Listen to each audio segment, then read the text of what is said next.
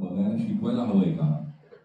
त्यांचा संघर्ष दाखवल्यानंतर कदाचित तरुण पिढीला अंदाज येईल का की मूळ स्ट्रगल हा शब्द इंग्लिश कुठून आलाय, किंवा स्ट्रगल आपण जे म्हणतो ते खरंच काय असतं. किती जण इथं बसलेल्या पैकी ज्यांना माहिती आहेत सुधीर फडके गायक होते किंवा किती जणांना माहिती? साधारण 40% मुला मुलींना माहिती आहे. 60% मुलांना आज कदाचित कळलं असेल. गीत रामायण किती मुला मुलींना माहिती आहे इथे बसलेले? मुलींची संख्या माहिती असण्यात सगळ्यात जास्त आहे. छान वाटतं. मला वाटतं हे अशा पद्धतीची व्यक्तिमत्व महाराष्ट्रामध्ये खूप मोठ्या प्रमाणावर खूप मोठं कार्य करून गेली आहे. त्यांना कुठल्या माध्यमाच्या स्वरूपातून तुमच्या समोर आणलं म्हणजे ते सगळ्यात जास्त पोहोचेल तर ते सगळ्यात जवळच आणि हवं असं मीडियम म्हणजे फिल्म मीडियम. आणि म्हणून आम्ही सुधीर फडकेंचं बायोपिक करूया हा विचार जेव्हा केला त्यावेळी हाच निकष होता की याचा ऑडियन्स कोण आहे, याचा प्रेक्षक वर्ग कोण असणार, हे कुठे कुठे पाहिलं जाणार आहे. महाराष्ट्रामध्ये आणि भारतामध्ये सगळीकडे मिळून आपण साधारण 950 ठिकाणी हा चित्रपट रिलीज केला. म्हणजे मराठीतला सगळ्यात मोठा म्युझिकल बायोपिक अशी त्याची या चित्रपटाचं वैशिष्ट्य म्हणजे हा एकमेव भारतातला असा चित्रपट ठरला ज्याच्यामध्ये ज्या व्यक्तीवर हा चित्रपट आहे, हा बायोपिक आहे, अर्थात गायक संगीतकार सुधीर फडके, त्यांनी दिलेलं मूळ संगीत आणि त्यांनी ज्यांच्याकडनं ही गाणी गाऊन घेतली त्यांच्या व्यतिरिक्त म्हणजे आशाबाई असतील, लता दीदी असतील, किशोर कुमार असतील, माणिक वर्मा असतील किंवा सुमन कल्याणपूर असतील आणि स्वतः दस्तूरखुद्द बाबूजी, ह्या सगळ्यांचे मूळ आवाज असणारा हा एकमेव चित्रपट आहे ज्याच्यामध्ये भारतातला बायोपिकचा इतिहास तुम्ही काढून पहा किंवा कुठल्याही चित्रपटाचा रिमेक किंवा मास्टर केलेला चित्रपट काढून पहा ज्याच्यात मूळ गायकांची मूळ आवाजातली गाणी तुम्हाला कुठेही आढळणार नाही या चित्रपटाव्यतिरिक्त. त्याच्यामुळे म्हणजे बाबूजींचं कष्टप्रद आयुष्य तुमच्या समोर मांडायचं आहे ज्याच्यामधनं म्युझिक सुद्धा त्यांचं किती दर्जेदार होतं हे सांगायचं आहे. त्यांच्याबरोबर किती दिग्गजांनी काम केलं हे सुद्धा सांगायचं आहे. मग बाबूजींचं मूळ व्यक्तिमत्व मांडताना आपण त्यांचा आवाज जर नाही दाखवू शकलो, ऐकवू शकलो तर मग ते कदाचित ती सगळ्यांच्याच मनात एक हुरहुर लागून राहिली असती. अरे नाही सगळं ठीक आहे पण ते रियालिटी शो मध्ये गायक नको बाबा आवाजात, असं हे आमचं स्वतःच सुद्धा मत होतं. हे श्रीधरजींचं सुद्धा मत होतं. आणि त्यांनी इतका कष्ट सोसला म्हणल्यानंतर आपण ती गाणी मिळवण्यासाठी कष्ट करायला हरकत नाही, हा आमचा पहिला बेसिक थॉट होता. ती गाणी मिळवण्यासाठी खूप जास्त स्ट्रगल आम्हाला करावं लागला कारण या गाण्यांचं तुम्हाला तरुण मुला मुलींना आता माहिती की प्रत्येक ठिकाणी कॉपीराईट नावाचा प्रकार असतो. तो तुम्हाला 1 मिनिटाच्या रीलच्या नंतर कुठलंही गाणं तुम्ही युट्यूबला पोस्ट केले की तुम्हाला इथे स्ट्राईक मारलं जातं आणि तुमचं ते कॉन्टेंट काढून घेतला जातो. हे तुम्हाला नक्की माहिती असेल, ते आजच्या पिढीच्या मीडियाचं आहे. म्हणून आता बाबूजींचा मूळ आवाज, लताबाईंच्या आशाबाईंची गाणी हे सगळं ऐकायचं आणि तुम्हाला ऐकवायचं म्हटल्यानंतर त्यांचा मूळ आवाज मिळवण्यासाठी जो स्ट्रगल होता ना तो या बाबूजींच्या स्ट्रगलपेक्षा फारच नगण्य होता. म्हणजे काहीच त्याच्यामध्ये नव्हतं पण तो आवाज मिळवण्यासाठी आम्ही प्रयत्न केले. बाबूजींच्या आयुष्यामध्ये असणाऱ्या या सगळ्या त्यांच्या आजूबाजूच्या व्यक्तिरेखा ज्या आहेत म्हणजे गदी माडगुळकर असतील, राजा परांजपे असतील, आशा भोसले असतील, डॉक्टर हेडगेवार असतील, अटल बिहारी वाजपेयी सारखी एवढी मोठी व्यक्ती असेल म्हणजे पहा ना 2 भारतरत्न आहेत सिनेमामध्ये, लताबाई आणि अटल बिहारी वाजपेयी. आता या एकमेकांच्या असोसिएशनचा अभ्यास करणं हे सगळ्यात मोठं चॅलेंज माझ्यासमोर होतं. म्हणजे सिनेमा करायचा किंवा चित्रपट लिहायचा आणि तो दिग्दर्शित करायचा हा माझा दुसरा अनुभव होता, पहिला नक्की नव्हता. त्यामुळे तुलनेनं चित्रपट माध्यमाचा भरपूर अभ्यास माझा करून झाला होता. पण एका इतक्या मोठ्या व्यक्तिमत्वाविषयी आपण जाहीर माध्यमांमधनं काहीतरी व्यक्त होणार आहोत, मास मीडियामधनं आपण त्यांच्याविषयी बोलणार आहोत, याच्यामुळे तुमचा अभ्यास चांगला असणं फार गरजेचं होतं. त्यात आमच्या बरोबर त्यांचे चिरंजीव श्रीधरजी फडके जे एन्सायक्लोपीडिया आहेत कारण त्यांनी लहानपणापासून सगळं आयुष्य पाहिलेलं आहे, त्यांच्याकडून अप्रुव्हल मिळवणं हा सगळ्यात मोठा हर्डल होता माझ्यासाठी. कारण त्यांनी जेवढं लिहून ठेवलेलं आहे, जेवढं आपण ऐकलेलं आहे याच्या व्यतिरिक्त त्यांनी पाहिलेलं आहे प्रत्यक्ष घरामध्ये की आई आणि अण्णा म्हणायचे ते बाबूजींना की आई अण्णाचं असोसिएशन कसं होतं. मी लहान असताना असताना ते दादरानगर हवेलीत गेले, त्यावेळी काय घटना घडली, त्यांना बऱ्याचशा यातल्या गोष्टी आठवत नव्हत्या. त्यांना ठळक टप्पे माहिती होते. आमचा कस जिथे लागला, बघा गळती माडगुळकर तुम्हाला कोणाला माहिती नसतील तर कळले असतील, ज्यांची इथे आपल्या वाकडेवाडीमध्ये अजूनही ती पंचवटी नावाची वास्तू आहे. तिथे गेल्यानंतर एक काय एनर्जी ऊर्जा येते याचा अनुभव आपण एकत्र जरा घेऊया. एकदा मी काहीतरी एक उपक्रम तसा राबवीन. तुम्हाला मी बाबुलींच्या घरी सुद्धा घेऊन जाईल, पुण्याच्या आणि मुंबईच्या. त्या वास्तूत गेल्यानंतर ना या लोकांचं काय प्रतिभा असू शकेल याचा अंदाज आजही येतो 70 वर्षानंतर सुद्धा. म्हणजे आकाशवाणीचं मी मध्यंतरात जे म्हणालो की गीत रामायणाचा जो पहिल्या गाण्याचा प्रसंग तुम्ही इथे पाहिला, तो खरा थोडा प्रसंग 70 वर्षापूर्वी पुण्यामध्ये, तेव्हा कॅम्पमध्ये आकाशवाणी केंद्र होतं शासकीय इमारतीमध्ये. तिथे काय घडलं असेल ना हे श्रीधर फडकेंनाही आठवत नव्हतं. ते बाबुलींनी गरिबांनी विविध ठिकाणी लिहून ठेवलंय, ते विविध कार्यक्रमांमध्ये निवेदन सांगतात. पण पुन्हा तोच प्रश्न आहे की ते तसंच्या तसं घडलंय का, ते कुणी क्रॉस चेक करायचं.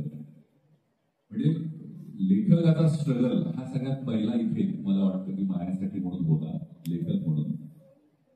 आणि ते तपशील तपासा, त्या तपशिलांचा अभ्यास करा. ते तसंच बोलले असतील का. गर्दी माडगुळकरांसारखा इतका ऋषितुल्य माणूस, त्यांच्या तोंडी पी गेलेले शब्द आहेत या सिनेमात, याच्यापेक्षा मोठा पुरस्कार माझ्यासाठी काय असतो. गदिमांनी साधारण शेकडो हिंदी आणि मराठी सिनेमे लिहिले, हजारो पुरस्कार त्यांना मिळालेले. हिंदी चित्रपट सृष्टीमध्ये सिनेमा मेकिंग ही जशी फार जुनी पद्धत रूढ झाली. तुम्हाला राज कपूर म्हणल्यानंतर चटकन आठवेल, हो राज कपूर आम्हाला माहिती आहे. राज कपूरना सिनियर असणारा माणूस म्हणजे गदी माडगुळकर होते. याचा अर्थ त्यांचं केवढं मोठं प्रतिभा संपन्न काम असेल याचा अंदाज येतो. या व्यक्तीनं बसल्या जागेवर गीत रामायणासारखं इतकं मोठं काम लिहिलंय, त्यांच्या तोंडी पी डायलॉग लिहायचे, म्हणजे केवढी मोठी जबाबदारीचं काम आहे. म्हणून आपण प्रत्येक काम करत असताना ते लेखक म्हणून असेल, प्रेक्षक म्हणून सुद्धा असेल, ते फार जबाबदारीनं बघण्याची सवय तुम्हाला आपसूक लागते ज्यावेळी तुम्ही अशा पद्धतीचं काम करत असता. ती जबाबदारीचं आम्हाला खऱ्या अर्थानं मला वाटतं रिडिफाईन प्रोडक्शन आमच्या टीमला प्रत्येकाला प्रत्येक फ्रंटवर करताना करावी लागली. प्रत्येकाचं कास्टिंग होत असताना त्या व्यक्तिमत्वाला साजेसा कोणीतरी व्यक्ती ऍक्टर असायला हवा, ज्याला आपल्या पद्धतीचं मराठी नीट बोलता यायला हवं, त्याला आपल्या पद्धतीची ते चालणं. म्हणजे तुम्ही ऋषिकेश जोशी पाहिला असेल अटल बिहारी वाजपेयी भाषणाला चालत जाताना, त्याला ते 4 वेळा आम्हाला दाखवावं लागत असते की हे असं असं होतं. तो नटाचा अभ्यास करत असतो प्रत्येक सिनेमात, प्रत्येक गोष्टीत. पण ही ना काल्पनिक कथा नाहीये, हे प्रत्यक्ष घडून गेलेला इतिहास आहे. आणि त्याच्यामुळे तुम्ही ते कॉपीही करताय असं वाटता कामा नये, आणि त्यांची नक्कलही होती हे वाटता कामा नये, आणि त्यांची इमेज जी आहे ती सुद्धा ढासळता कामा नये. ही जबाबदारी हा आम्ही स्ट्रगल म्हणून आमचा पाहतो. हे स्ट्रगल का म्हणतोय, कारण बाबूजींचं आयुष्य हे खऱ्या अर्थानं त्या काळातल्या स्ट्रगल पेक्षाही जास्त वाईट होतं. जे आपल्या तरुण पिढीला किंवा विशेषतः आजच्या तुम्हा सगळ्या विद्यार्थींना मला सांगायचं की आपण कुठल्या तरी एका स्वप्नाशी उराशी घेऊन इथे येण्याचं काहीतरी ध्येय बाळगून इथे आलेलो असतो. समिती हे इतकं मोठं व्यासपीठ आहे जिथं हा स्ट्रगलचा उपक्रम दाखवण्यासाठी सुप्रियाताईंनी जवळजवळ 6 महिने झाले आम्ही बोलतोय. प्रिसाइजली 15 ऑगस्ट पासून.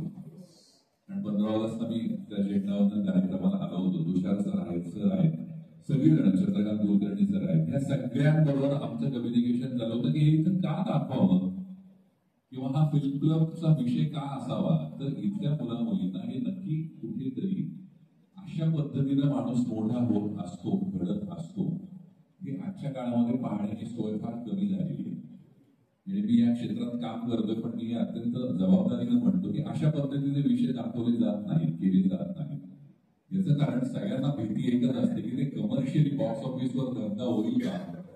अत्यंत ग्राम्य भाषेत मी सांगतो, तर ते धंदा होईल का, त्याचा रेव्हेन्यू जनरेट होईल का, त्यातनं पैसे मिळतील का, हा विचार जर तुम्ही करत राहिला तर तुमचं कधीच मोठं काम लोकांपर्यंत पोहोचणार नाही आणि या व्यक्तिरेखांची वेगळी ओळख आपल्याला समाजासमोर आणता येणार नाही. मग या तरुण मुला मुलींनी इथं का बसावं 3-4 तास? मला माहिती आहे मांडी घालून 3 तास बसणं कठीण आहे. तुम्ही योगा करताना ठीक आहे, ते अर्धा तास वगैरे करत असाल. 3.5 तास इथे बसून हा सिनेमा पाहण्याचा हट्ट काय आहे आमचा? कदाचित त्याच्या मागची ताईंची भूमिका सुद्धा तीच असेल किंवा तो उद्देश एक तोच असेल की हे केल्यानंतर ही माणसं मोठी झाली आणि ते आपण दाखवण्याची जबाबदारी आम्ही स्ट्रगल म्हणून घेतला की आपण करून बघूया ना काय घडतं. तुम्हाला खोटं वाटेल, या विषयाचा साधारण लिखाणाचं काम सुरू झाल्यापासून तो चित्रपट प्रदर्शित होईपर्यंतचा काळ 4 वर्ष 7 महिने होता. म्हणजे मी 4 वर्ष 7 महिने त्याच्यावर रिसर्च करण्यापासून, लिखाणापासून, स्क्रिप्टचे ड्राफ्ट 3 तास प्रत्येक पात्र विविध पद्धतीनं इथे बोलत होतं. त्यासाठी किती वेळा काय लिहावं लागलं असेल मला हे मला माहिती आहे, पण तो मी स्ट्रगल म्हणून त्याच्याकडे बघत होतो. जर बाबूजींचं आयुष्य इतकं मोठं आहे म्हणून मला सिनेमा करावा असं वाटत असेल तर मी कष्ट तेवढे किमान घ्यायला हवे. ते किमान कष्ट आहेत 4 वर्षात. तर मी त्या मुद्द्याकडे येतो. आपण असं म्हणतो म्हणजे कदाचित आपल्या मित्रमैत्रिणींना बोलत तुम्हाला नक्की मोठं काहीतरी सापडत असतं याच्यावर माझा प्रचंड विश्वास आहे, कारण मी बाबूजी अभ्यास केला. मी फक्त चित्रपट केलाय म्हणून हे सांगत नाहीये. ज्या क्षेत्रामध्ये आम्ही काम करतो त्या क्षेत्रामध्ये वर्षाला मराठीमध्ये 120 सिनेमे निर्माण होतात. त्यातले किती तुम्ही चित्रपट पाहता? 5, 7, 10 याच्यापेक्षा जास्त पाहता का तुम्ही सिनेमे? नाही पाहत. ते काय होत असेल उरलेल्या 99 सिनेमांचं? हा स्ट्रगल आहे त्यांचा सुद्धा, मी नाही म्हणत नाही. पण हे सगळं करण्यामागची भूमिका अशी आहे की ते फक्त ग्लॅमर आहे अशा पद्धतीने याकडे बघितलं जाऊ नये. हा सुद्धा माझा अत्यंत मनापासूनचा मैत्रीपूर्ण सल्ला आहे. इथे बसलेल्या असंख्य मुलामुलींना या क्षेत्रात येण्याची इच्छा असेल आहे मला कल्पना आहे. ज्यांना येण्याची इच्छा आहे त्यांना आम्ही कमा शिका योजनेअंतर्गत नक्की काम देणार आहोत, हेही मी आता या ठिकाणी जाहीर करतो.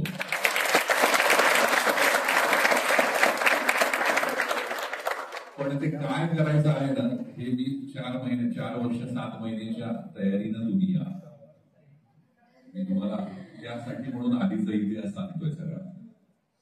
पण त्याचं फळ हेच मिळतं की मी म्हटलं तसं तिथून इथे बसायला मिळतं.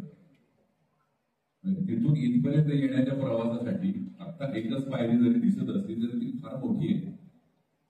ती चढून वर येता येणं हे फार मोठं काम आहे. आणि बाबूजींचा खडतर प्रवास तुम्ही बघितलाय. पोटात अन्न नाही, खिशात पैसे नाही, केवळ आणि केवळ अंगात असणारी कला, गळ्यात असणारा आवाज आणि प्रामाणिकपणे कष्ट करण्याची तयारी या 3 सूत्रांवर बाबूजी तग धरू शकले आणि ते इतके मोठे होऊ शकले.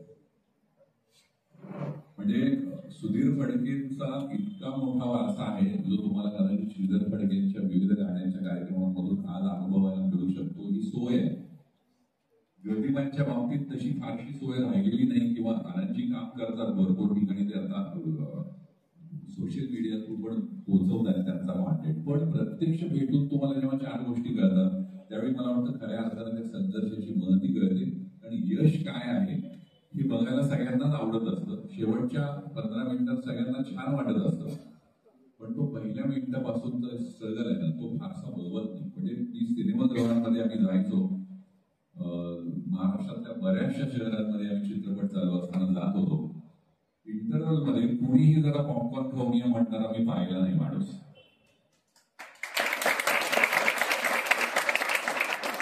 तो इम्पॅक्ट होतो, तो तुमच्या मनावर नक्की आघात होतो की अरे बापरे एवढं मोठं काम आहे या माणसाचं, एवढी मोठी गाणी. आपल्याला गाणी म्हणायला मजा येते. आपण रियालिटी शो मध्ये मुलं गातात, दुसऱ्या राऊंडला बाहेर पडले की म्हणतात हा अन्याय आहे माझ्यावर, मी एवढा स्ट्रगल करून रियाज करून गातोय. बाबूजींनी काय सांगायचं मग असं असेल तर? हे मला वाटतं आपण या चित्रपटामधून शिकण्यासारखं आहे. आम्ही किती कष्टाने चित्रपट बनवला, निर्माण केला, यापेक्षा बाबूजींनी किती जबरदस्त कष्टाने त्यांचं आयुष्य उभं केलं, ज्या प्रेरणेनं मला सिनेमा करावासा वाटला याकडे मी अशा पद्धतीनं पाहतो. आणि कदाचित ती प्रेरणा आम्हाला पटल्यामुळे, आवडल्यामुळे आम्हाला असं वाटलं की आपण सगळ्यांनी हा एकत्र बघायला हवा, त्याच्यावर आपण गप्पा मारायला हवे. आणि आता यापुढे तुम्ही कुठल्याही क्षेत्रामध्ये काम करा, फक्त चित्रपट क्षेत्राच्या संधीविषयी आम्ही इथे बोलण्यासाठी म्हणून आज बोलतोय असं नाही. कुठल्याही क्षेत्रामध्ये तिथे इतका स्ट्रगल नक्की आहे. फक्त माझी एकच ती विनंती आहे की आपण थोडं एक 15 मिनिटं काही आपल्या मनासारखं घडलं नाही की आपण ते डिमोरलाइज होतो, स्ट्रगल केलाय पण यश येत नाहीये वगैरे सांगायला लागतो, तक्रारी करायला लागतो बऱ्याचशा. कुणाही विषय, मित्रमैत्रिणी, कॉलेज, कलिग किंवा आई वडील, ते मला वाटत नाही ते फार योग्य आहे. म्हणजे मी माझ्या अनुभवातनंही सांगतोय आणि इतर लोक जे पाहिले आहेत किंवा ज्या लोकांना अभ्यास केला त्यातनंही मी सांगतोय. गदी माडगुळकरांची सुद्धा इतकीच हालाकीची परिस्थिती लहानपणी होती. त्यांना तर राहण्यासाठी सुद्धा घर नव्हतं. सातारा, कोल्हापूर, पेठमध्ये ते जेव्हा राहायचे माडगुळच्या जवळचं, पत्र्याच्या एका खोलीमध्ये 6 भावंड 7 भावंड असं राहण्याचं त्यांचं आयुष्य आहे. आणि त्या पायी त्यांनी शिक्षण सोडून मला काहीतरी सुचतं, मला काहीतरी येतं म्हणून लिखाणाला सुरुवात केलेला हा माणूस आहे, ज्यांना आधुनिक वाल्मिकी असं आपण आज म्हणतो, ज्यांनी गीत रामायणाची 56 गाणी लिहिली आहेत, ज्यांना गीत रामायण हे सांगीतिक स्वरूपामध्ये मांडावंसं वाटलं आणि ते सुचलं. आतापर्यंतच्या साहित्य प्रकारामध्ये, गीत लेखन प्रकारामध्ये सगळ्यात अवघड असलेला विषय सगळ्यात सोप्या पद्धतीने लिहिला गेला म्हणून त्यांच्या नावावर रेकॉर्ड आहे.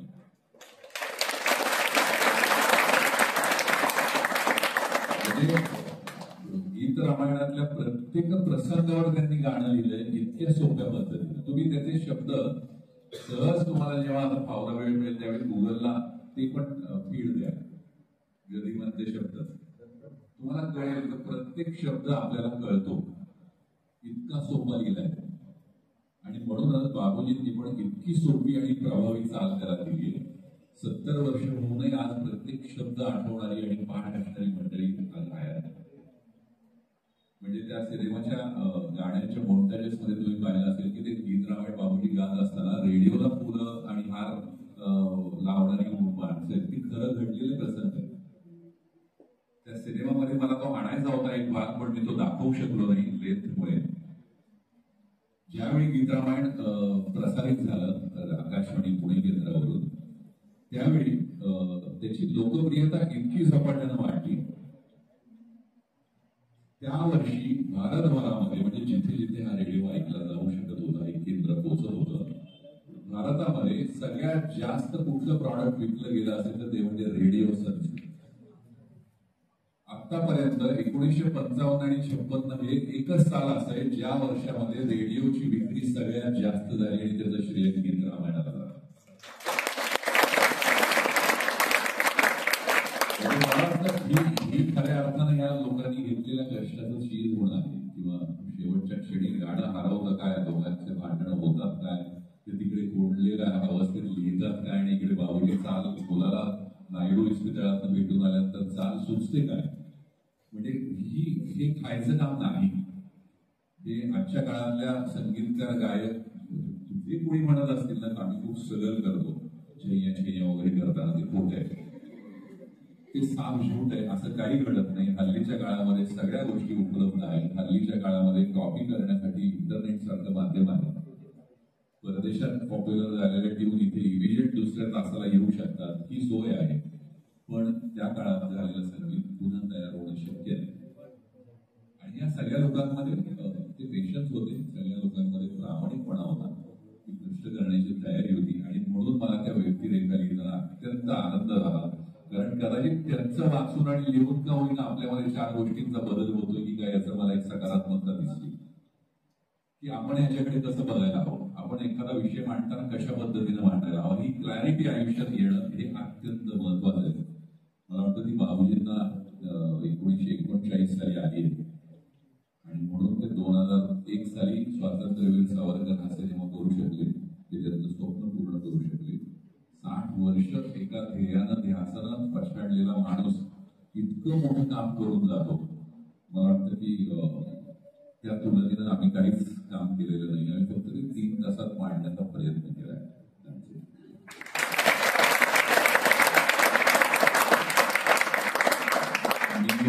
अपूर्वा मोडक या अभिनेत्री आमची मैत्रीण आणि आमची करीब, तिला मी थोडंसं बोलायला सांगणार आहे. त्याचं कारण सांगतो. ती सेटवर शूटिंगच्या पॉइंट ऑफ व्ह्यू पण आमच्या बरोबर होती आणि स्क्रिप्ट लिहिताना पण आमच्या बरोबर होती. त्याच्यामुळे तिला पडद्या मागचा आणि पडद्या समोरचा दोन्ही विश्व तिने जवळून पाहिलं. पण कलाकार म्हणून जेव्हा तुम्हाला एखाद्या मोठ्या व्यक्ती व्यक्तीला साकारायचं असतं, त्यात आशाबाई हा सिनेमा पाहणार आहेत हे माहिती असतं, त्यावेळी मात्र जस लागतो त्यावेळी दडपण येतं. ते दडपण आलेलं ती सांगेलच.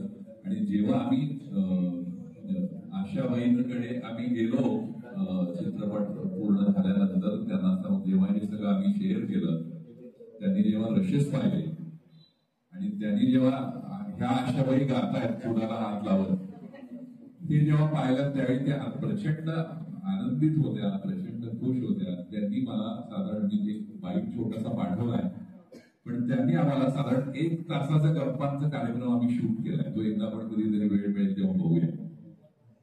त्यांनी बाबूजींच्या लकबींपासून नकलांपर्यंत इतक्या गोष्टी अपूर्वाला शेअर केल्या होत्या आणि त्या म्हणाल्या, तू आधी आली असतीस ना, तू अजून जास्त मायासारखी दिसली असतीस. पण एक बरं झालं, म्हणजे मी अपूर्वाला बऱ्याचदा म्हणतो, पण ती पण मला म्हणली की अरे काय आपण आधी भेटायला हवं होतं. म्हटलं नाही, एक बरं झालं, त्या भेटल्यानंतर तू नक्कीच कॅमेऱ्यासमोर काम करू शकली असं. कारण ते प्रचंड मोठं दबावाचं किंवा दडपणाचं काम असतं. सो तीच त्या आशाबाईंच्या गप्पा सांगल्या आणि चित्रीकरणाच्या काही आठवणी सांगितल्या. नमस्कार. या चित्रपटाच्या निमित्ताने मला तुम्हाला सगळ्यांना 3 गोष्टी किंवा माझ्या आयुष्यातले 3 टप्पे सांगायचे. पहिला अत्यंत महत्वाचा टप्पा म्हणजे तुम्ही सगळेजण वेगवेगळ्या गावांमधून पुण्यामध्ये आलाय आणि प्रत्येकाला लहानपणापासून मला काहीतरी बनायचंय, मला काहीतरी अचीव्ह करायचंय, असं काहीतरी स्वप्न असतं आणि तसं मलाही होतं. मला नेहमीच ऍक्टर व्हायचं होतं, या कला क्षेत्रामध्ये काम करायचं होतं आणि त्यामुळे ते स्वप्न किंवा ती क्रेज माझ्या मनामध्ये प्रचंड होती अगदी लहानपणापासून. म्हणजे मी घरी सिरियल्स किंवा फिल्म्स आपण बघतो टीव्हीवर, तर अनेक वेळा त्याचे वेगवेगळे सीन्स आरशासमोर जाऊन ऍक्टिंग करून बघायचे की ते तसेच मला करता येत आहेत का. आणि हे सगळं करत असताना बाकी अभ्यास, शाळा या सगळ्या गोष्टी चालू होत्या आणि आपल्या मराठी घरांमध्ये एक साधारण अशी कल्पना असते की हे फिल्म क्षेत्र किंवा कला क्षेत्र फारसं चांगलं नाही आहे, त्यामुळे मुलींनी त्यामध्ये नाही जावं असं एक आईबाबांना वाटत असतं. तसं माझ्याही घरी वाटत होतं आणि त्यामुळे 10वी नंतर सायन्स, त्याच्या पुढे इंजिनिअरिंग असं सगळं करून मी IT मध्ये गेली आणि त्या एका फ्लोमध्ये इंजिनिअरिंग झाल्यानंतर IT मध्ये 5 वर्ष मी काम केलं आणि त्यानंतर कुठेतरी डोक्यामध्ये ही गोष्ट नक्की होती की माझं जे लहानपणापासूनचं स्वप्न होतं ते मला पूर्ण करायचंय, पण ते कसं पूर्ण करायचं, कुठून सुरुवात करायची हे कळत नव्हतं. बाकी गाईड करणारं आमच्या घरी या क्षेत्राशी रिलेटेड असं कोणीच नव्हतं. त्यामुळे शिअर पॅशन आणि काहीतरी करून दाखवायचंय किंवा काहीतरी या क्षेत्रामध्ये करायचंय असं ठरवून मी IT मधला माझा जॉब सोडला आणि या क्षेत्रामध्ये आले आणि 10 वर्षापासून वेगवेगळी नाटकं, वेगवेगळे व्हॉइस ओव्हर्स, एखाद्या रेडिओ ॲड्सना तुमचा व्हॉइस किंवा आवाज द्यायचा, वेगवेगळे स्टेज शोज होस्ट करायचे असतील किंवा TV सीरीज मध्ये काम करायचं असेल, अशा वेगवेगळ्या छोट्या छोट्या गोष्टींमधनं मी सुरुवात केली आणि अजूनही अनेक गोष्टी मला करायच्या पूर्ण. पण त्यानंतर कुठेतरी येऊन अशी फिल्म करायला मिळणं हे खरं तर माझं भाग्य आहे असं मला वाटतं आणि त्याचं सगळं श्रेय मी योगेशला देईन. पण तुम्हाला सगळ्यांना मला हे सांगायचंय की तुमच्या मनामध्ये जे स्वप्न असेल किंवा जे खरोखर तुम्हाला पॅशनेटली करायचं असेल ते स्वप्न बघत राहा जोपर्यंत ते पूर्ण होत नाही. ते नक्की एक दिवस तुमचं पूर्ण होईल आणि हे मी माझ्या स्वतःच्या अनुभवातनं तुम्हाला सांगते. त्यामुळे डॉक्टर, पायलट, इंजिनियर, आर्किटेक्ट किंवा या क्षेत्रामध्येही तुम्हाला जर यायचं असेल तर रिडिफाईन प्रोडक्शन्सचे आमची दारं तुमच्यासाठी नेहमी उघडी आहे. तुम्ही कधीही या आणि आम्ही तुम्हाला नक्की त्यामध्ये मदत करू. पण स्वप्न बघणं थांबू नका आणि ते पूर्ण होईपर्यंत बघत राहा असं मला वाटतं. सो ही सर्वात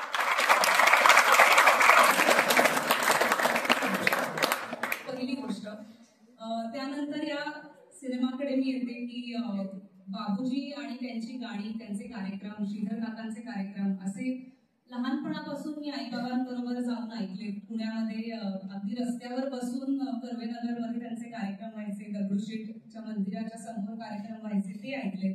आणि त्यामुळे बाबूजी गीत रामायण हे आमच्या घरामध्ये होतच. म्हणजे प्रत्येक सणाला, कुठल्याही चांगले ऑकेजन असेल, घरामध्ये गीत रामायण हे असायचंच किंवा बाबूजींची गाणी असायचीच. त्यामुळे रिडिफाईन प्रोडक्शन्सचा मी एक भाग आहे आणि त्यानिमित्ताने योगेश जेव्हा म्हणला की आपण बाबूजींच्या जीवनावर चित्रपट करूया, तेव्हा माझी पहिली रिॲक्शन होती की मला पहिल्या क्षणापासून, म्हणजे जेव्हा हा थॉट त्याच्या डोक्यामध्ये आला की आपण हा चित्रपट करूया, तेव्हापासून ते फिल्म पूर्ण होईपर्यंत मला त्या प्रोसेसचा एक भाग व्हायचा. कारण बाबूजींसाठी आपण काहीतरी करू शकतो या निमित्ताने, हे खूप मोठं आणि भाग्याचं काम माझ्यासाठी होतं. आणि त्यामुळे या चित्रपटाचा भाग होणं हीच माझ्यासाठी खूप आनंदाची, भाग्याची गोष्ट आहे असं मला वाटतं. आणि त्यानंतर तो म्हणला की रिसर्च 4 वर्षाचा त्यांनी केला. म्हणजे कोविडमध्ये आपण सगळेजण आपापल्या घरी होतो, सगळं बंद होतं, तेव्हा हा माणूस अहोरात्र फक्त बाबूजींच्या जीवनावर काम करत होता, रिसर्च करत होता, त्याचे डायलॉग्स लिहित होता. आणि ड्राफ्टवर ड्राफ्ट, म्हणजे ऑलमोस्ट किती 20 ड्राफ्ट त्यांनी लिहिलेत. आणि त्यानंतर हा चित्रपट आणि अशा प्रकारचे संवाद, हे सीन्स तुम्ही इथे बघू शकताय. त्यामुळे त्या 3-4 वर्षामधलं त्याच्या कामाला खरंच आपण दाद द्यायला पाहिजे. आणि त्यानंतर खरं तर आमच्या रिडिफाईनच्या टीमचं काम पुढे सुरू झालं. कारण आर्टिस्टला शोधणं असेल, म्हणजे तसा त्या लकबीचं काम करू शकणारा, तसा दिसणारा, तसा गाऊ शकणारा किंवा तसा वागू शकणारा त्या काळामधला तो आर्टिस्ट दिसायला हवा, वाटायला हवा, हे काम आमचं चालू झालं. आणि अगेन ह्याच्यामध्ये सगळ्यात महत्वाचं असं काम योगेशनीच केलं, कारण त्याच्याकडे एक स्केचबुक त्यांनी केलं होतं, ज्याच्यामध्ये तो आर्टिस्ट असल्यामुळे त्यांनी प्रत्येक व्यक्तिरेखा, म्हणजे गदी माडगुळकर असतील, सुधीर फडके असतील, आशाबाई असतील, लताबाई असतील, किशोर कुमार असतील, तर त्यांचं स्केच आणि त्यांची व्यक्तिरेखा कोणी साकारावी असं त्याला वाटतं. त्याच्या मनामध्ये एक आर्टिस्ट किंवा त्याची नावं जी होती ते साधारण त्या व्यक्तिरेखांमध्ये, त्या गेटअपमध्ये कसे दिसू शकतील याचं स्केच, असं एक स्केचबुक त्याच्याकडे तयार होतं. आणि त्यामुळे आय थिंक आम्हाला ते आर्टिस्ट फायनल करताना ते खूप सोपं गेलं. त्या आर्टिस्टलाही ते खूप सोपं गेलं की अशा प्रकारे मी दिसू शकीन, हे मेक बिलीव्ह कुठेतरी त्या चित्रांमधनं आम्हाला झालं. आणि त्यानंतर योगेश म्हटला की तू आशाबाईंचं काम करू शकशील असं मला वाटतं, तर आपण करून बघूयात, लुक टेस्ट करू आणि ऑडिशन करून बघूयात आपण. तर मला पहिल्यांदा असं, आशाबाईंचं काम तू कर असं म्हणल्यानंतर कोण नाही म्हणेल, पहिली माझी रिॲक्शन हो अशीच होती. पण त्यानंतर विचार करायला लागल्यावर मला असं वाटलं की आशाबाईंची भूमिका करायची, म्हणजे गदी माडगुळकर, राजा परांजपे, सुधीर फडके, हे आत्ताच्या तुमच्या पिढीनी किंवा त्याच्या आधीच्या पिढीनी, आपल्या आजी आजोबांनी कदाचित बघितले असतील, पण त्यानंतर कोणी बघितले नाहीयेत किंवा त्यांचे व्हिडिओज किंवा त्यांचे फोटोज तितकेसे अवेलेबल नाहीयेत. पण आशाबाई म्हणजे आपण आजही त्यांना रोज बघतोय, रोज सगळीकडे त्या दिसत आहेत, कॉन्सर्ट्स मधून आपल्याशी त्या बोलतायत, स्टेज शोज करतायत. तर असं असताना प्रत्येकाच्या आपल्या मनामध्ये त्यांची इमेज तयार झालेली आहे की आशाबाई ह्या अशा आहेत. आणि त्यामुळे मला असं झालं की आता मी काय वेगळं करू, किंवा त्यांच्यासारखं खूप करायला गेले तर ती नक्कल वाटेल, आणि त्यांच्यासारखं मी नाही केलं आणि माझ्या मनातली काहीतरी व्यक्तिरेखा करण्याचा प्रयत्न केला तर ते लोकांना आवडणार नाही. कारण पटकन कोणी म्हणू शकतं की आशाबाई असं नाही करत, कारण आपण त्यांना रोज बघतोय आजही. त्यामुळे तो कुठेतरी बॅलन्स साधणं माझ्यासाठी खूप चॅलेंजिंग होतं, ते दडपण मला खूप आलं. आणि योगेश म्हणला तसं मी त्यांना चित्रीकरणाच्या आधी भेटू शकले नाही, हे एका दृष्टीने बरं झालं, कारण त्यांना भेटल्यानंतर मी शूट केलं असतं तर मला खूप दडपण आलं असतं आणि मी करू शकले नसते कदाचित ही भूमिका.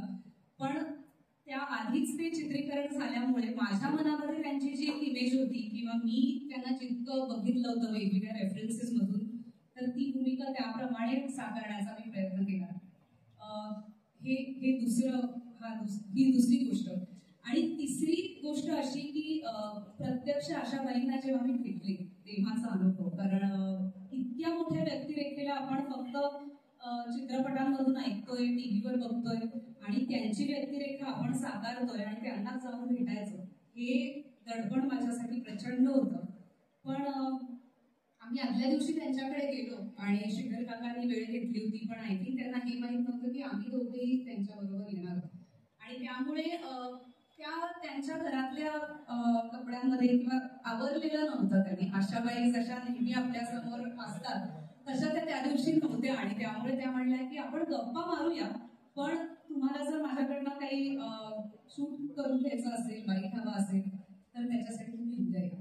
कारण मी तयार झाल्याशिवाय किंवा मला जसं एक प्रेझेंटेशन हवं असतं तसं असल्याशिवाय मी बाईक देणार नाही. आणि 90व्या वर्षी एखादी बाई असं इतक्या कन्व्हिक्शननी म्हणू शकते आणि इतका उत्साह त्यांच्यामध्ये आहे आजही यंग ॲट हार्ट, हे खरोखर मला त्यांना भेटल्यानंतर कळलं की 90 हे त्यांच्यासाठी age is just a number. म्हणजे तुम्ही त्यांना भेटलात तर असं वाटेल की एखादी 50, 60, 70 वर्षाची बाई आपल्याशी बोलते, गप्पा मारते.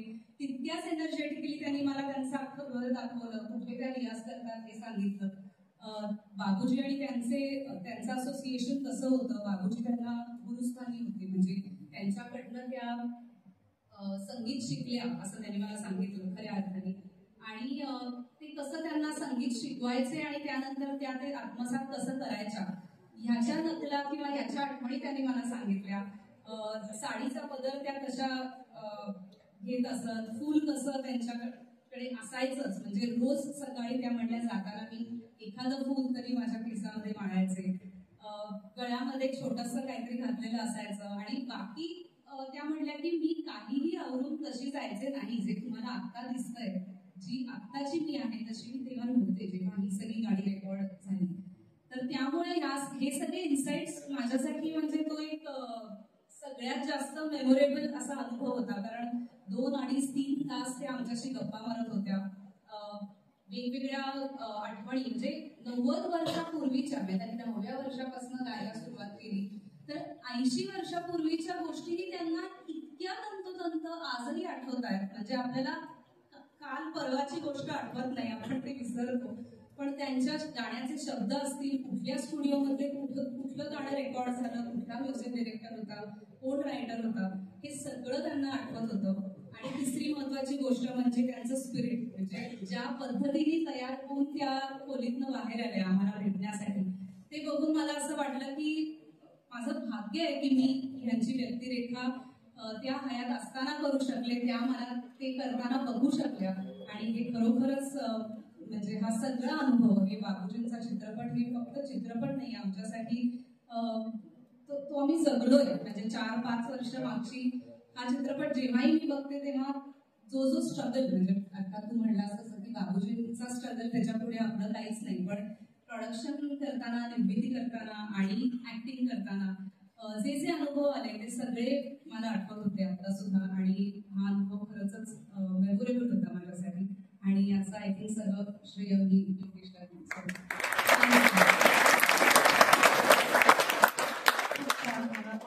धन्यवाद मानत मी, कारण का तुम्ही आमचंच आहात, त्यामुळे आपल्या एकमेकांचे आवाज नाही मानायचे नाही.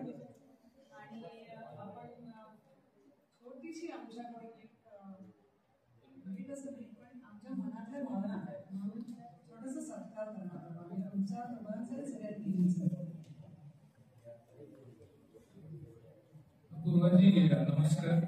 फारच सूक्ष्मपणे तुम्ही त्या भूमिकेचा विचार केला आणि या सगळ्या प्रोसेसमध्ये पार्टिसिपेट केलं, त्यामुळे ते जे काही आम्ही अनुभवू शकलो ते तुमचा जर्नी स्वतःचा आमच्या विद्यार्थ्यांना पण इन्स्पायरिंग असेल. दुसरा, योगेशजी तुम्ही इतकं सुंदर भूमिका मांडली.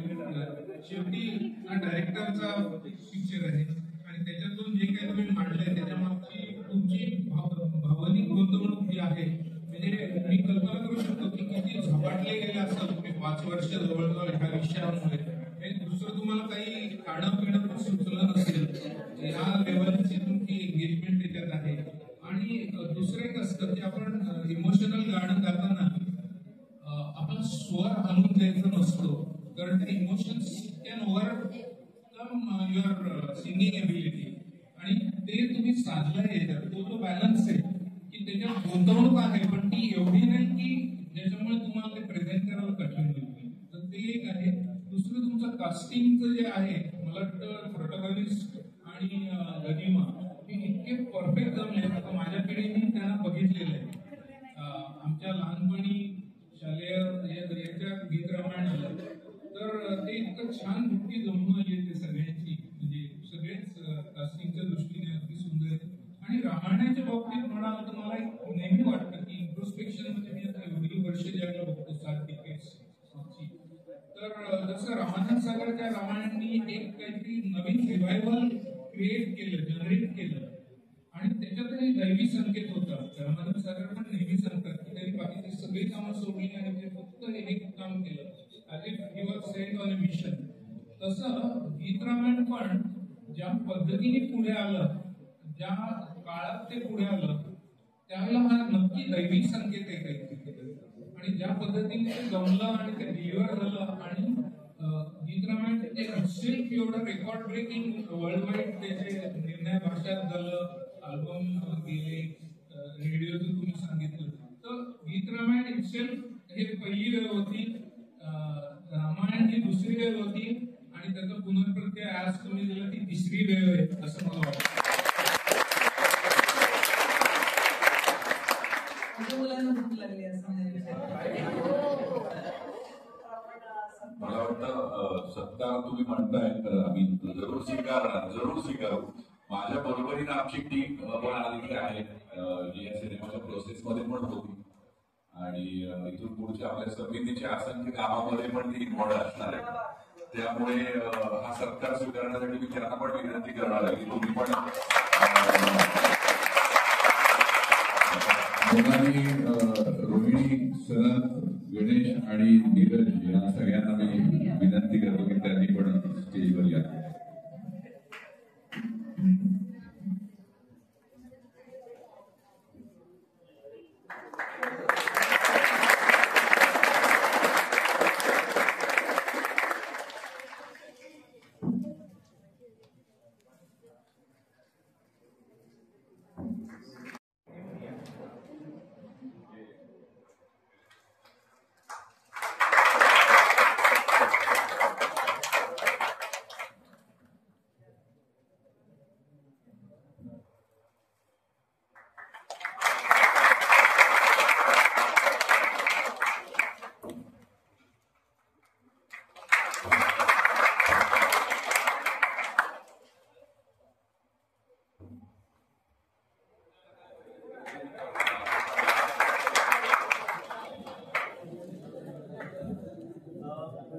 उशीर झालाय पण समजा तुम्हाला प्रश्न विचारायचे असतील तर अदरवाईज विचारलं होते विचारू का सुरुवात झाली खूप वेळ योगीजी सुप्रियाताईंनी सुरुवातीलाच आम्हाला सांगितलं की या चित्रपटावर वेगळं संगीत नाही, पण ते जे काही संगीत तुम्ही दोन प्रसंग जोडताना त्याला जोडणारी गाणी काही किंवा म्युझिक पीस ते इतके चपखल झालेले आहेत की वेगळ्या संगीताची ह्याला गरजच नाहीये असं मला वाटतं. मला याच्यातून मला असं विचारायचं हे करताना तुम्ही म्हणजे आधी प्रसंग निवडले होते का गाणी आधी निवडली होती? खरं सांगू खूप ड्राफ्ट जेव्हा लिहितो आपण एखादा म्हणजे स्क्रिप्टचे लिहित असताना माझ्या डोक्यात हे नक्की होतं की बाबूजींचे मला कुठले कुठले टप्पे आपण घेणार आहोत. ते टप्पे जेव्हा तुम्ही स्क्रिप्ट फॉर्म मध्ये म्हणजे स्क्रिप्ट टू स्क्रीन हा जो प्रवास जनरली लिहावा लागतो त्याचा एक मी माझा एक स्वतंत्र वेगळा अभ्यास जनरली केलेला आहे किंवा करतो नेहमी. बाबूजींनी शेकडो चांगली गाणी केली आहेत जी पॉप्युलर आहेत, जी लोकांपर्यंत पोहोचलेली आहेत आणि सिनेमामध्ये ती गाणी आणायची होती हा एक फार महत्वाचा मुद्दा होता. असंख्य प्रसंग अशी होती की मी चित्रपटामध्ये घेऊ शकत नव्हतो, पण गाणं हे जनरली सिनेमामध्ये का वापरतात तर गोष्ट पुढे जाण्यासाठी वापरतात. आणि गरिमांनी लिहिलेली आणि बाबूजींनी संगीतबद्ध केलेली अशी असंख्य गाणी मी शोधली की मला या दोन प्रसंगांच्या मध्ये बाबूजींचं मनोअवस्था काय ही सांगायची हे माझं पहिलं ठरलं होतं. फार सुंदर झालंय ते. म्हणजे बाबूजींकडे पैसे नाहीये, त्यांना पुढे प्रवासाला जायचं आहे, त्यांना कोट विकतो असं ते म्हणणार आहेत. पण जेवणाच्या ठिकाणी त्या खानावळीत गेल्यानंतर त्यांना ते म्हणतात की मी कोट देतो आलो तर मला पण पुढे जाण्यासाठी पैसे द्यायला. त्यावेळी ते ₹1 मिळणं जेवत असताना त्यावेळी काय द्यायला हवं तर पोटापुरता कसा पाहिजे नको विकाय पोट देणाऱ्याचे हात हजारो दुबईवाले. ह्या पोटाशी निगडीत मनोअवस्था त्यांची जी आहे ती त्यावेळी त्या डोळ्यात येणाऱ्या त्यांचं आलेलं कारण पाणी आलं असेल माहिती नाही काय घडलं होतं हे सांगणारा कोणीच हयात नाहीये. ते लिहूनही कुठे ठेवलेलं नाहीये. बाबूजींच्या आत्मचरित्रात हे होतं की मी इथे इथे इथे प्रवास केला, या गावातनं तिथे गेलो, तिथे माझी ही फजिती झाली, इथे मला तिकीट नसल्यामुळे रेल्वेचं मला त्या शेतांनी खाली उतरवलं, मग मी तिथे पेटी हरवली, मग कोट विकला, हे लिहिलं होतं. पण सिनेमाचं कथानक मांडताना ते कुठे घडलं असेल हा व्हिज्युअलाइज करण्याचाच मुद्दा होता. म्हणून त्या 2 प्रसंगांना जोडण्यासाठी ते गाणं वापरावं. फार सुंदर झालेले आहे ते. त्याबद्दल तुम्हाला कॉम्प्लिमेंट. अपूर्वताईंना मला एक विचारायचे की आता तुम्ही आज त्या प्रश्नाचं उत्तर दिलं की आणि त्या अशा त्यांना भेटल्यात नव्हत्या. मला असं विचारायचं की तुम्ही गाता का? कारण ते पडद्यावरती जे गाणं आम्हाला दिसतं त्या गाणाऱ्याचे हावभाव त्याचे लिप सिंग्स तेवढं असं कुठेही वाटत नाही की तुम्ही गात नाही. मला असं वाटतं की तुम्ही गात असाल तर तुम्ही गात असाल तर 1-2 ओळी ऐकवल्या तर बरोबर.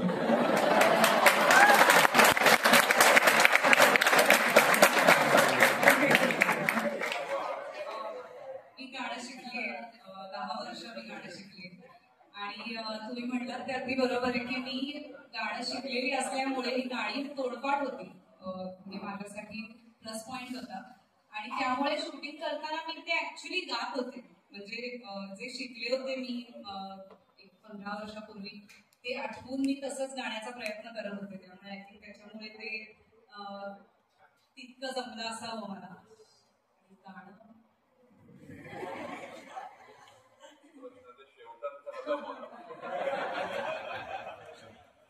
आय थिंक आपल्या सगळ्यांचंच आवडतं गाणं बाबूजींचंच मी म्हणते अशा वेळी मी गायलेलं.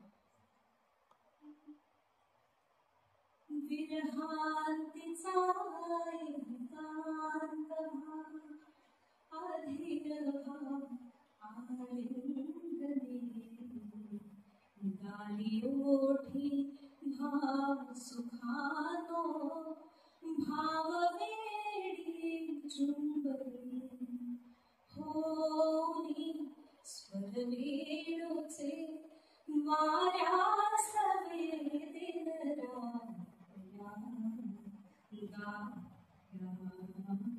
या सुखानो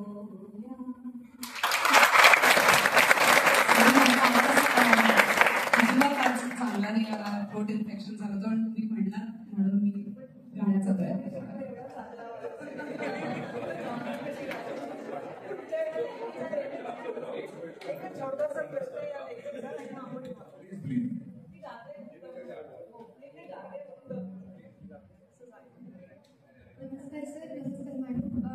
जास्त वेळ नाही घेत, फक्त एवढंच सांगते की लहानपणापासून मी पण गीत रामायण ऐकत आलेली आहे. संघाशी आमच्या घरातल्यांचं खूप चांगलं नातं आहे, त्यामुळे संघाची गाणी असतील किंवा सावरकरांची गाणी असतील ते लहानपणापासून ते संस्कार पेरले गेल्यामुळे जेव्हा हा चित्रपट प्रदर्शित झाला होता मागच्या वर्षी 1 मेला त्यावेळेस मी मे महिन्यामध्ये हा चित्रपट बघितला होता आणि अक्षरशः मला रडायला आलं होतं. त्या गोष्टीमुळे मला खूप छान वाटलं आणि त्या गोष्टीमुळे मी खूप पहिल्यांदा तर तुमचे धन्यवाद मानते की तुम्ही एवढा सुंदर चित्रपट आणि एका मोठ्या माणसांवर चित्रपट केला.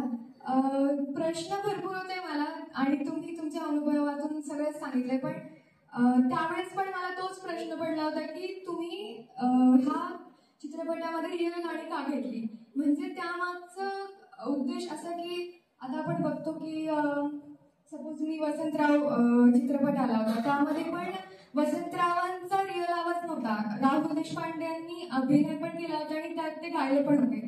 तर मग असं होतं की आता संगीत मानकमान एक चित्रपट आला आणि त्यामध्ये असं झालं की नाट्यगीताला एक सिनेमॅटिक वेनी त्यांनी गायलं होतं.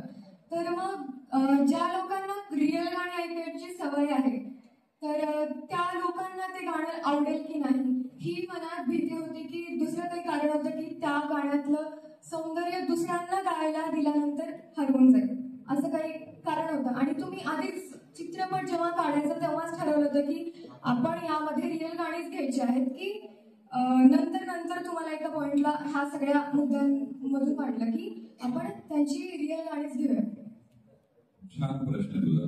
मला वाटतं की तू बऱ्याचशा प्रमाणामध्ये तुझ्या प्रश्नात थोडंसं उत्तर पण दिलंस.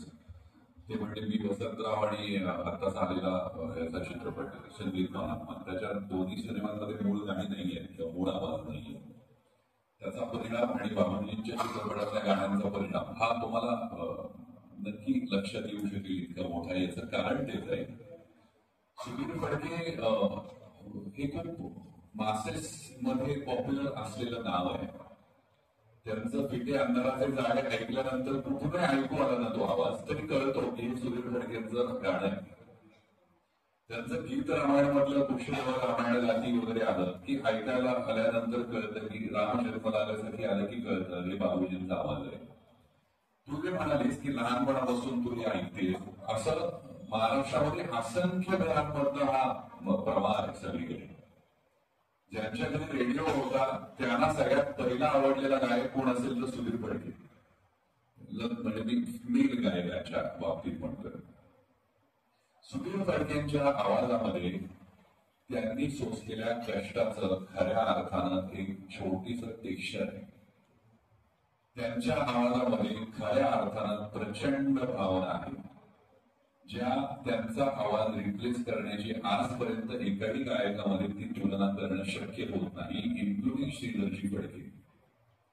श्रीधर फडकेंना सुद्धा तुम्ही लाईव्ह कार्यक्रमामध्ये ऐका, ते बाबाजींची गाणी उत्तम गातात पण ते श्रीधर फडकेंच्या आवाजात गातात.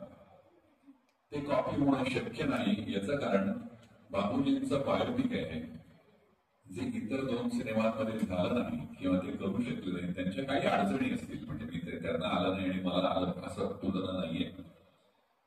बाबूजींचा चित्रपट, त्यांची व्यक्तिरेखा, त्यांचा कष्ट, त्यांचा आवाज, त्यांचा राष्ट्रपती पुरस्कार मिळवण्यापर्यंत जाणं हे जे सगळं आहे ना, परत हा म्युझिकल बायोपिक जेव्हा आपण म्हणतो त्यावेळी त्या बायोपिक मधल्या प्रत्येक व्यक्तिरेखेतल्या खरेपणाचा पहिला आम्ही सिद्ध पुरस्कार आधी केला की ते खरं दाखवूया, ते ग्लॅमराईज व्हर्जन आणून आपण.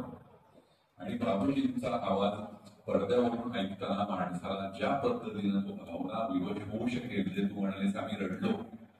मी असंख्य प्रेक्षक अशा पद्धतीनं डोळ्यातनं अश्रू डाळताना पाहिले, इन्क्लुडिंग आम्ही सगळे.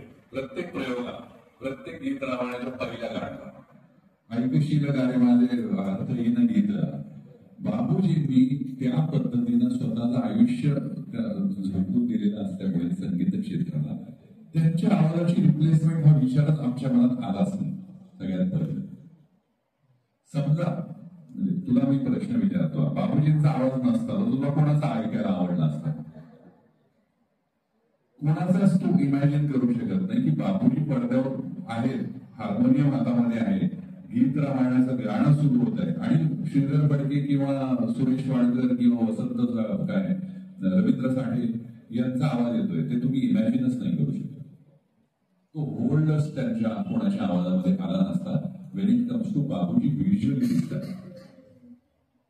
मी वसंतराव देशपांडे तू म्हणालीस म्हणून सांगतो, राहुलची अडचण ती झाली होती की त्याला मूळ गाण्याचे राईट्स मिळाले. त्याचा हा प्रयत्न खूप होता की मूळ आवाजात आजोबांचाच आवाज असावा, पण राहुलला अनफॉर्च्युनेटली ते मिळालं नव्हतं. तो वेगळा भाग, टेक्निकल भाग झाला. पण आम्हाला हीच अडचण होती, म्हणून मी मगाशी म्हटलं तसं त्यासाठी पण स्ट्रगल करण्याची आमची तयारी होती. 2 महिने जातील, 6 महिने जातील, 8 महिने, अक्षरशः वर्षभर आम्ही त्या सारेगाम टीमशी आम्ही बोलत होतो. तिथे अनफॉर्च्युनेटली तरुण मुलं मुली आहेत, ऍक्विजिशन नावाची डिपार्टमेंट असतं त्या टीम मध्ये, त्यांना मुळात सुधीर फडके आणि गाणी हेच माहिती नव्हतं. म्हणजे ही वाईट गोष्ट आहे की कोण अच्छा बहुत बडे संगीतकार गायक इथे महाराष्ट्र, त्यांना आम्ही गाणी ऐकतो.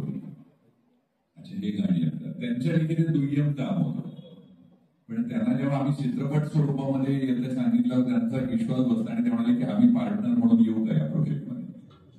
हे बाबूजींचं यश आहे. म्हणून आम्हाला तो स्ट्रगल करताना मजा आली कारण आम्हाला बाबूजींचाच आवाज हवा